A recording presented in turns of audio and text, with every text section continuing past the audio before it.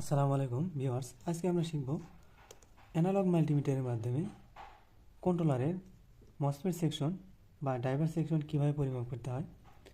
তো analogue multimeter X1K-তে select করে নেবেন এবং দুটি প্রোব এক জায়গায় করে এই ভলিউমটি ঘুরিয়ে জিরো করে নেবেন। আপনাদের যদি শর্ট দেখায় তাহলে কাঁটাটি জিরোতে যাবে। তো প্রথমে আমি নেগেটিভ সাইড পরিমাপ করব। তো নেগেটিভের সঙ্গে নেগেটিভ প্রুফটি ধরলাম। তো এখন আমি হলুদে ধরতেছি, দেখেন রিডিং দেখাচ্ছে। নীল কালারে ধরলাম, রিডিং দেখাচ্ছে। এখন সবুজ কালারে ধরে দেখি, রিডিং দেখাচ্ছে। তো যদি শর্ট হতো তাহলে কাঁটাটি এখানে জিরোতে যেত। তো আমি পজিটিভ সাইড এখন চেক করব। তো পজিটিভে আমি পজিটিভ প্রুফটি ধরলাম, হলুদ দিয়ে দেখি, রিডিং শো করতেছে, রিডিং দেখাচ্ছে। তো প্রত্যেকটাতে আমার রিডিং দেখাচ্ছে। তো আমার ড্রাইভার সেকশনটি ভালো আছে।